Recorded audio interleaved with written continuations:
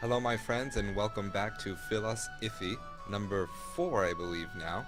It's the show where my hair kinda looks like a mix between Neil deGrasse Tyson and Albert Einstein, and I talk about philosophy in games.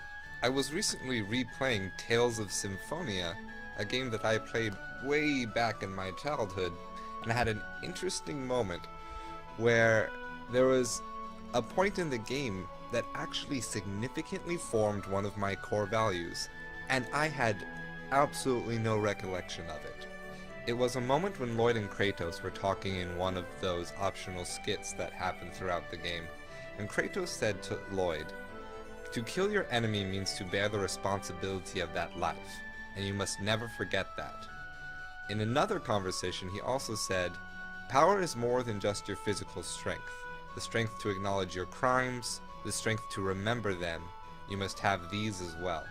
Now Kratos, who used to be a half-elf in the parallel world of this game, lecturing Lloyd about taking responsibility on his actions rather than attacking his hatred of half-elves, which were actually an oppressive race in his world, made Lloyd pause for a moment and consider the seriousness of taking life. Even if it was in light of someone or some group that merited the act, even if it was necessary, taking the life of a person should never be considered okay and should always be regretted. That was the lesson that Kratos was giving Lloyd, and it's something that actually stuck with me for a long time. This random and unexpected blast from the past got me thinking about the role of nostalgia in determining one's beliefs. In reviewing past beliefs and in evaluating, as individuals, our philosophic progress in life. This puts us back in the realm of human existentialism, particularly in regards to self-consciousness, what it means to be a self-conscious being, how can we define self-consciousness, and how can we know that we possess it. Since I'm somewhat biased towards Immanuel Kant, I tend to look towards his explanation first. Kant defines self-consciousness as one's ability to distinguish an objective reality rather than being wholly immersed in one's perceptions of that reality. To describe it in a super simplified way, let me quickly run through the example of the four-sided house.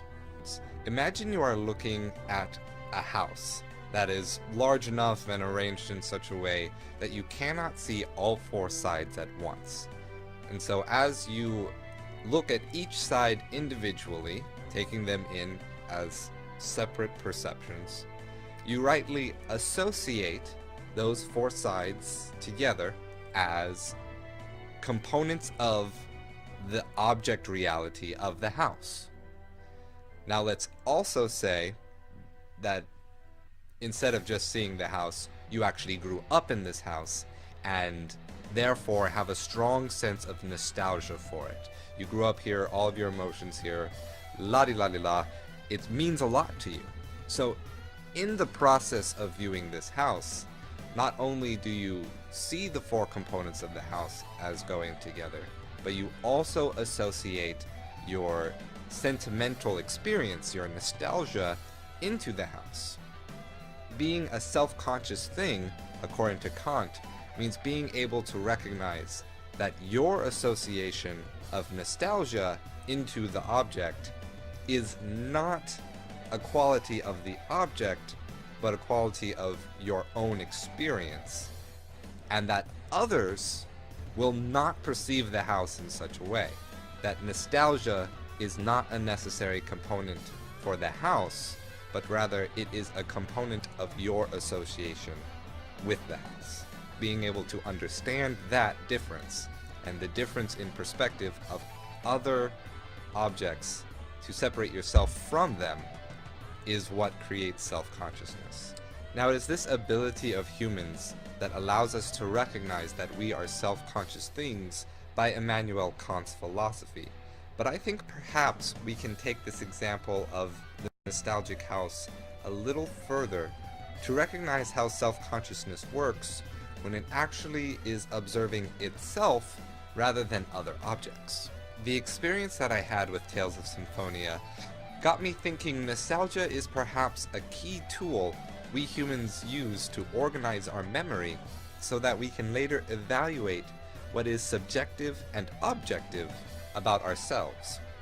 Powerful emotions often permanently implant certain experiences, certain ideas, or a certain picture of ourselves so thoroughly that it becomes nearly impossible to forget. By actively attempting to hold on to experiences of life through things like taking photographs or making posts or internet videos, we are giving ourselves an opportunity to look back at who that person was before they became who we are now. In doing so, we have afforded ourselves the unique opportunity to apply that same ability to distinguish between objective components and subjective components and associations, and compare them to who we are now, our own current objective components and subjective associations, and use that comparison to get a better understanding of people in general and the nature of thought itself. Nostalgia allows us to scrutinize certain ideas or beliefs that we once held in a way that provides live evidence as to the quality of those ideas, and in turn encourages us to scrutinize our present self and our present ideas and beliefs in the same way. By doing this, we create a roadmap to all of the ideas that we've formed before and have therefore shaped us.